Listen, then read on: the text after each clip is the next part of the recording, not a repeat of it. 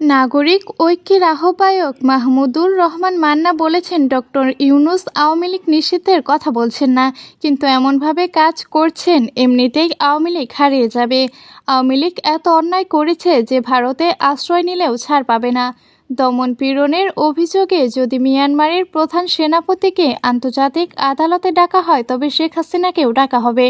29 November জাতীয় press ক্লাবের প্রফেসরকে আদি ফাউন্ডেশন আয়োজিত নতুন বাংলাদেশ যেভাবে বাংলাদেশে আগাচ্ছে এবং নাগরিক প্রত্যাশা শীর্ষক আলোচনা সভায় মান্না এসব কথা বলেন।